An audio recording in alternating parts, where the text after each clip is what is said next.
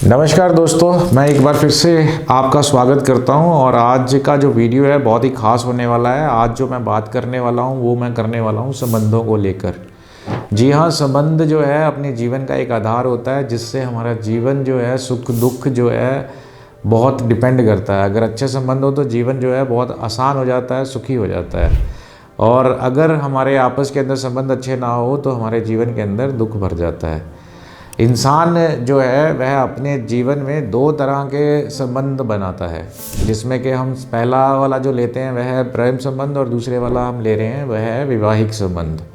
परंतु जीवन में कई बार ऐसा समय आ जाता है कि जिसमें इन दोनों ही संबंधों में समय समय पर ऊंच नीच बननी शुरू हो जाती है, समस्याएं आनी शुरू हो जाती है। कभी कभी तो समस्याएं छोटी होती हैं जिसका समाधान जो होता है स्वयं हो जाता है, परंतु कई बार ऐसा देखने को मिलता है कि समस्याएं बहुत बड़ी हो जाती हैं, इतनी बड़ी हो जाती हैं और इतना बड़ा विकराल रूप ले लेती हैं कि जिसके कारण एक दूसरे से अलग होना पड़ जाता है, समाधान नहीं मिल पाता। ऐसी स्थिति में आदमी को बहुत सी परेशानियां आती हैं और वह निराश भी होता है, दुखी भी होता है। थक हार कर कई बार लोग आत्महत्या तक भी पहुंच जाते हैं। कई बार संबंध जो है लास्ट टूटने तक पहुंच जाता है, दुखी जीवन शुरू हो जाता है। यदि प्रेम संबंध की बात करें तो प्रेमी प्रेमिका के बीच के जो रिश्ते हैं वह टूट जाते हैं और दोनों ही व्यक्ति मानसिकता जो है वह खराब हो जाती है और शारीरिक पीड़ा भी उनको होनी शुरू हो जाती है। यदि पति पत्नी की बात की जाए तो बहुत बार ऐसा देखने को मिलता है कि बसा बसाया घर जो है वह उजड़ जाता है। ऐसा क्यों? पति पत्नी में दूरियां बन जाती हैं, अलगाव हो जाता है और तलाक तक की, सेपरेशन तक की नौबत आ जाती है। यह पति पत्नी दोनों के लिए मानसिक और शारीरिक और भावनात्मक नुकसान उन्हें मिलता है। कष्टकारी बहुत होता है, जीवन नीरस लगने लग जाता है। आज जो मैंने ये वीडियो आपके सामने लेकर आया हूँ, ऐसा होता क्यों है, ऐसा क्या हो जाता है जिसके करके ये सब उनको देखना पड़ता है? क्यों अच्छे से चल रहे संबंध अचानक खराब हो जाते हैं? ऐसा क्या होता है? कौन से ग्रह नक्षत्र हैं जिसके करके ऐसा हो जाता है?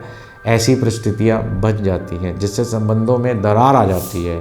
मित्रों, जो जन्म कुंडली का पंचम भाव होता है, जो पांचवा भाव होता है, वह होता है प्यार, मोहब्बत, रोमांस, रिश्तों का। वही दर्शाता है हमें।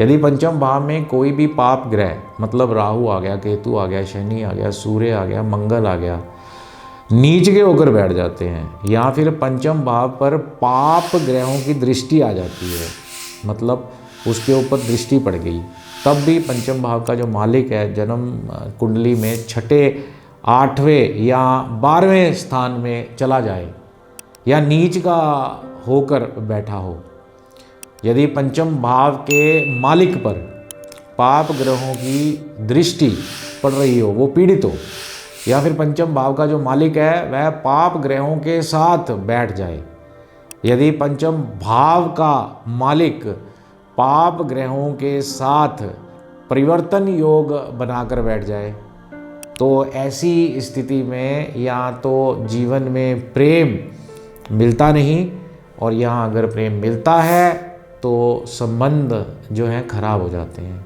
वह कामयाबी हासिल नहीं कर पाता अपने संबंधों में, रिश्ते टूट जाते हैं। तरह तरह की समस्याएं, यातनाएं प्रेम में देखने को मिलती हैं। और अब मैं लेता हूँ कि यदि जन्म कुंडली के सप्तम भाव, जिसे हम मियाँ बीबी का घर, पति पत्नी का घर बोलते हैं, पाप ग्रह उसमें बैठ जाए, पाप ग्रहों की दृष्टि पड़ जाए, पाप ग्रह नीच के होकर सप्तम भाव में विराजमान हो जाए, सप्तम भाव का मालिक जन्म कुंडली के कहीं भी पाप ग्रहों के साथ बैठा हो, या फिर सप्तम भाव का मालिक पाप ग्रहों के साथ परिवर्तन योग बनाकर बैठा हो, यदि सप्तम भाव के मालिक पर पाप ग्रहों की दृष्टि पड़ रही हो, या फिर सप्तम भाव का मालिक नीच का हो, यदि सप्तम भाव का मालिक छठे, आठवें या फिर 12वें घर में विराजमान हो जाए, तो ऐसी स्थिति के अंदर भी जो व्यक्ति है उसका जो दाम्पत्य जीवन है, विवाह जो है या तो होता नहीं, अगर होता है तो आपस के अंदर उलझने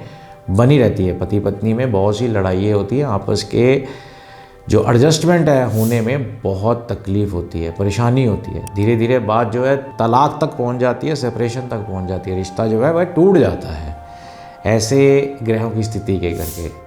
और ये अगर ऐसी चीज़ें बन रही हैं तो आपको आपके एस्ट्रोलॉजर से संपर्क साधना चाहिए और पीड़ित जो ग्रह हैं उनका निवारण करना चाहिए। मैं आशा करता हूँ यह जानकारी आपके लिए कल्याणकारी हो। जीवन जो है जीने के लिए है, काटने के लिए नहीं। मस्त रहो, व्यस्त रहो, आगे बढ़ो। हर हर महादेव। धन्यवाद।